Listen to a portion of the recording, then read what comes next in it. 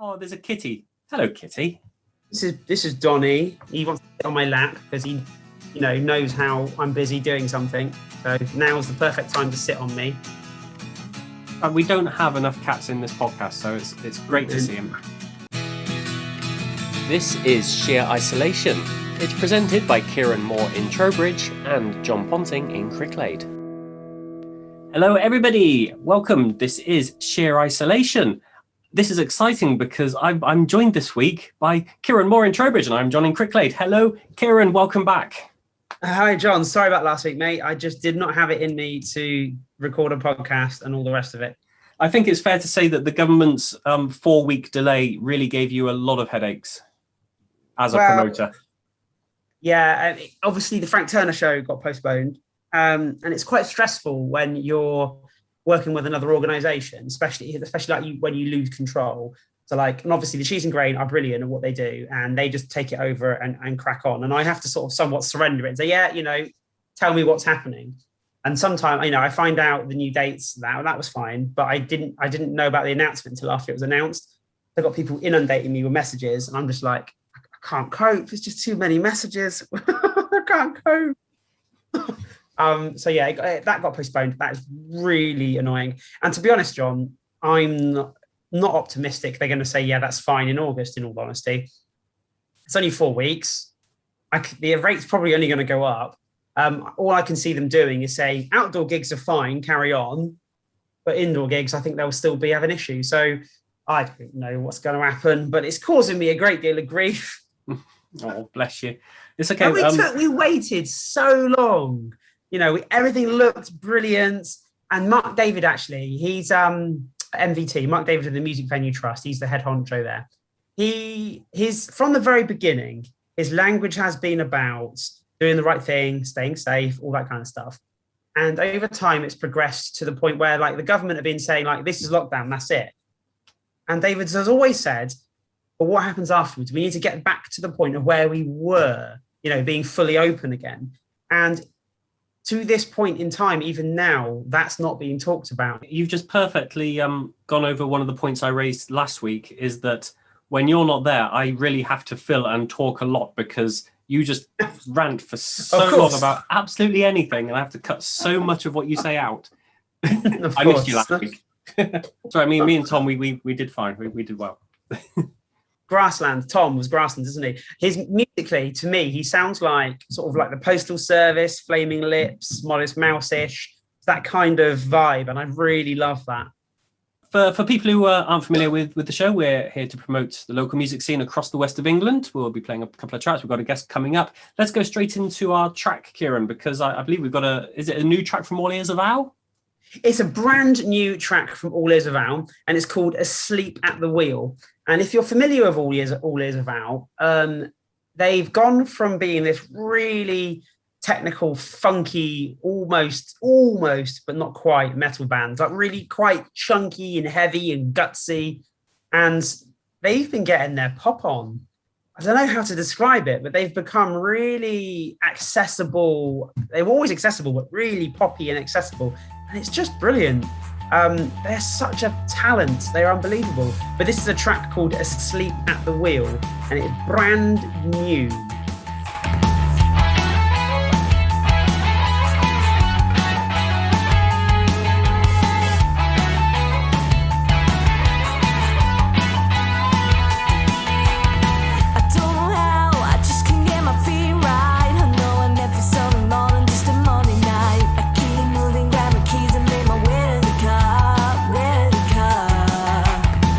Keep on driving, it's on my mind all night. I gotta get you, it's on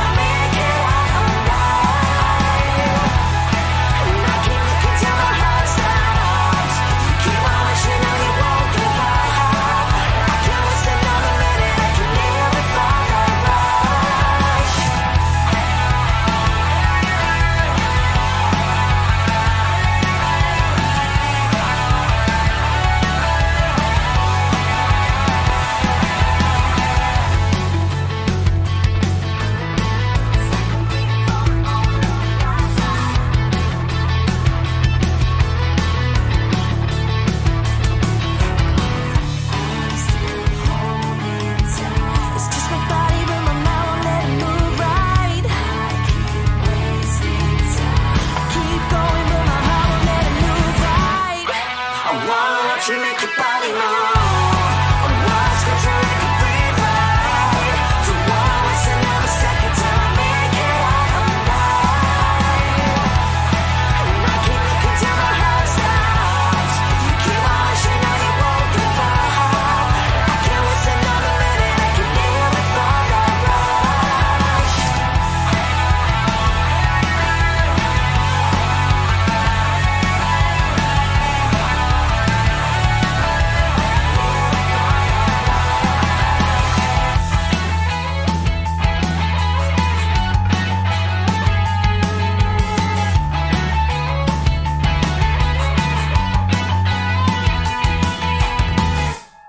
Okay, that is Asleep at the Wheel from Swindon-based band Ears Avow. I think we were going to move on to product placement, but that product placement is your cat. So product placement is my cat. Yeah, actually, John. So I got a credit card recently. I got a new one, and I've just gone drastic with the plastic. I've bought loads of vinyl from Awesome Merch and from Alco Pop and all other places. So I've got loads of merch inbound. I'll let you know when it arrives. Is this a new credit card by any chance? It's a new credit card, yes. Who was silly enough to give you a credit card? And $3,000. I mean, $3,000 limit. I mean, that's incredible, isn't it? Yeah, $3,000 isn't yours, remember? Well, technically it is. I just got to pay it back. For only £5,000, you can have £3,000. Yeah, right. Okay, time for us to move over to our interview then. And this week we are joined by Sally Snail. Not sure if that's a real name. We're going to find out. We'll find out in a minute. From who organises gigs at Trowbridge Bandstand, I believe. She's a friend with Phil Cooper, and she said to Phil, look, I'm looking to do some gigs. Do you know have any advice? And Phil Cooper said, speak to Kieran. At the same time, she was talking to Trowbridge Town Council, and I was talking to Trowbridge Town Council about using the bandstand for events. And because Sally and I basically want to achieve the same thing, which is putting on events on the bandstand, I said, well, how about we just team up and do it together? And for people who don't know the Trowbridge Bandstand, we're not talking about a little kind of piddly cast iron hexagonal structure. It's like a little mini festival stage, isn't it? It is. It's very much like a mini festival stage. It's one of those. I have a feeling they're those domes you used to get at the seasides that would hear the sounds of planes, and it would amplify the sounds of planes, so you could hear if they were coming or not. So you could hear them before you see them. It feels like one of those domes. I don't know if Trowbridge was extensively bombed, but maybe, I don't know.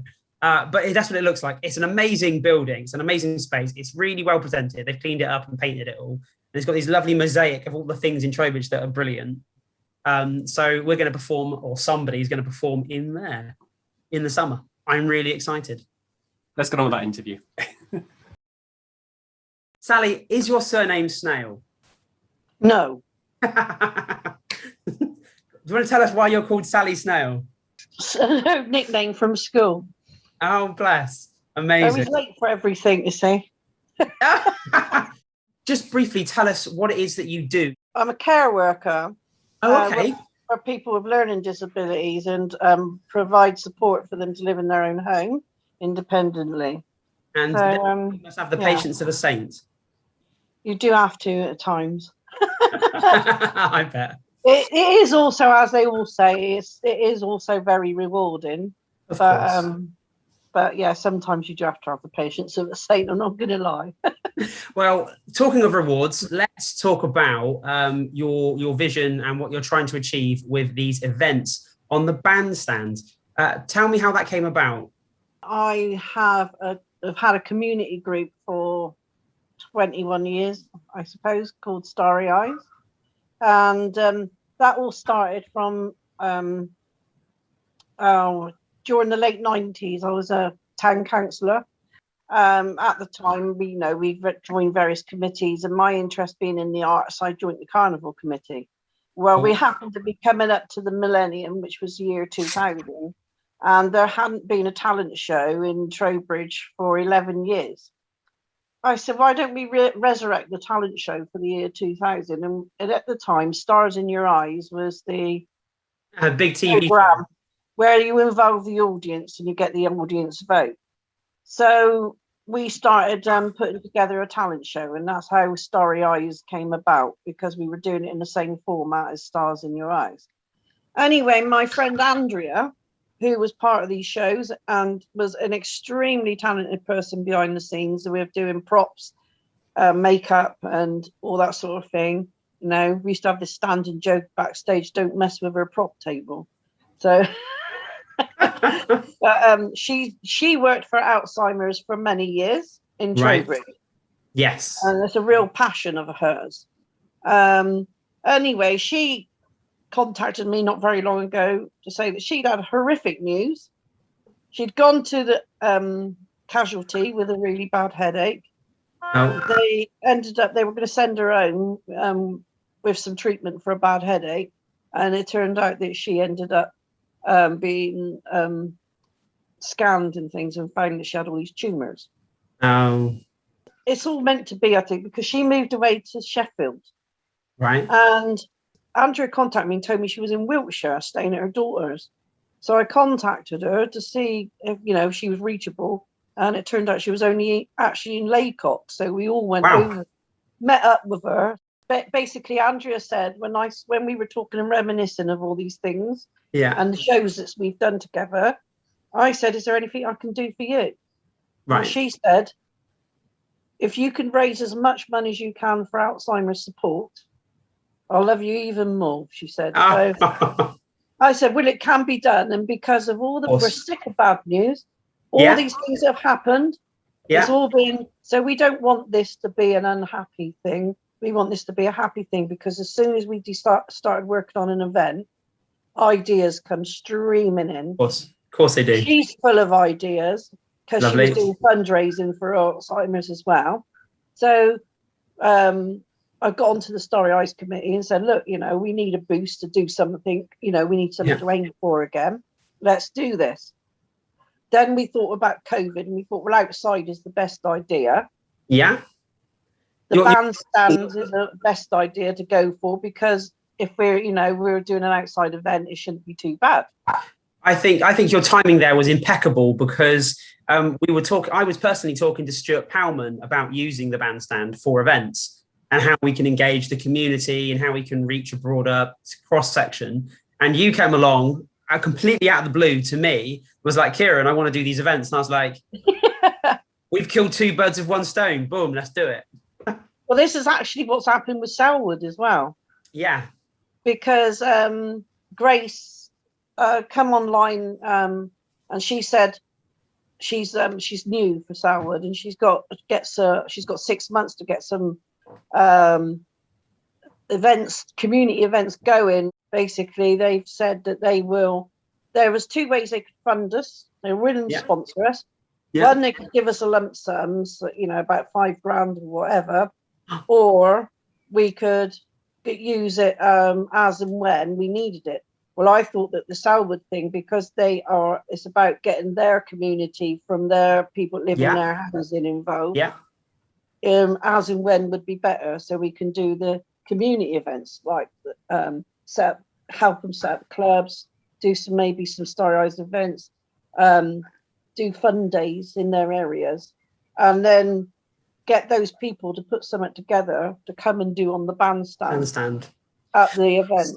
So what kind of thing do you think is likely to be presented on the bandstand? Obviously there'll be hopefully some singers and some dancers. Is there anything else? Yeah, I'm hoping to get Andrea was involved with the theatre more than singing and more than music. She was involved in theatre. So basically, I'm hoping to get some her theatre members from the Athenaeum. They're talking about coming over to put on Bad Girls live in the bandstand. It promotes what they do, and this is what I want to do. I want to get everybody that, because of the lockdown, everyone's crying to get out and get things going again. The community has kind of lost the ability to communicate. Yeah. So by doing this, I want to try and bring everyone out of the woodwork so that people who are entertainers can get out there and promote themselves. People who belong to other theatre groups or whatever can get out there and promote themselves. People from school groups, community groups, or just ordinary people that wants to come up and sing because they enjoy it, and they can, you know, come to Starry Eyes and do some practicing if they want to. and then put them out. If anybody hears this and wants to get in contact with you, how would they go about doing that? Well, they can contact us on our Facebook page, the Starry Eyes Original, and there's my email address is a.jointeffort@mail.com, because it is a joint effort. That is fantastic. I think what we're going to do and achieve is going to be brilliant. I've already got the feeling in my bones. I know exactly the sorts of people that are going to come, and they're all going to be chomping at the bit to get performing and in front of people and families and friends. And We do need that. We do. need people to be able to come out. We need music again, because music is so important. It is. Yeah. I've always said it's the best communication tool ever, because it doesn't matter what your nationality is, or people can communicate through music. It's a lever, isn't you don't need to know a language. You can communicate through the music. So there's, with Alzheimer's, the old songs that was part of their genre can bring memories flooding back. And when I was doing the care homes, I was actually entertaining around the care homes, and I did a lot of people with dementia. One day we were there, and I knew it was a care home. What I didn't realise is that it was a dementia home, and all the people we were singing to actually had dementia, but I didn't realise, because I'm just doing my thing, communicating with them, taking the mic round so that everyone could have a sing, get them to join in. And it wasn't until I looked around and I see this lady's daughter sat at the table crying. And I thought, oh gosh, what have I done wrong? And she said, I'm so sorry. She said, it's just so wonderful to see my mother interacting like this. She said, I've not seen it for years. Amazing. And so one of the things Starry Eyes has done is to kick this lot off, is to donate £700 to the Alzheimer's support to buy a new jukebox for one of their day centres. That's cool. So they'll be able to listen at any time. The day centres are so important. The reason we've chosen Alzheimer's support is because everything's localised. Alzheimer's Society goes into a big national pot. This one will be for the people in our areas. Do you guys have any actual bookings for the bandstand yet? Has anyone been confirmed? Is there any dates in the diary? One of my old Starry Eyes artists, Nikki Davis, she's in bands and she also does solo. She has agreed to do the 21st of August. I've got somebody come forward who does Punch and Judy, so we can have some seaside entertainment. So they're going to do the Punch and Judy. I've got another band who is a friend of mine, Susie Ryan, and she's going to try and get her band along, but she's going to do solo. My own granddaughter, Lauren Medway, she has a band, and she's hoping to bring that one along. I know Lauren. Yeah. Yeah, that's really lovely. So we're hoping to get her band in. And I think you've also got Kirsty Clinch in the lineup, haven't you? She said she was on standby. I've got quite a few people on standby. I need some confirmation so that we can, of course, organise people. But so far, most people are available for the 21st, which is the last day in August that I can do it. So we was going to try and do a fete actually in the park that day, so that everybody can come along. It doesn't have to be music then. They can have stores. It could be cooking, it could be crafts. One of my friends, Asia, she's part of Starry Eyes. She's a singer, and she's coming along too to sing. She belongs to the Turkish community, and she's got some people interested in coming along to show their cooking skills and also henna arts. And cool. She's got somebody, I think she's trying to get hold of somebody she knows who's a Moroccan singer. So we're looking for lots of diverse entertainment as well, so we can get everyone's sort of multicultural things. I love it. Right. I just want as many people as possible to come forward. I'd rather make, extra dates than not have Yeah. enough people. Yes. Life is a journey. If you teach your mind to love you, people cannot temper your path. You can be a queen, a king, but without releasing your inner warrior, you will never succeed. Shallow water holds you back, only holding and satisfying so much of what you desire, need. Yet the ocean is full of dreams, hopes, visions, opportunities. Why settle for the shallow when you can have a whole ocean of waves going up and down, up and down? This is what molds you stronger. Fall, get up. No one ever failed falling. They only failed when they stopped trying. I know every bad situation is exhausting, yet I know when the water's running low, we should take it all back and go.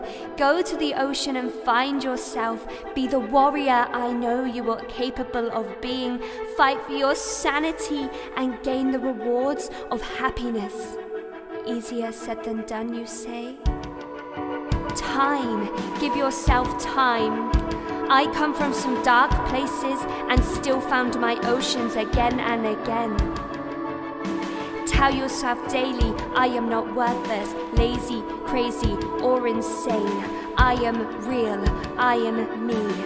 I am proof all things are possible. I am my warrior.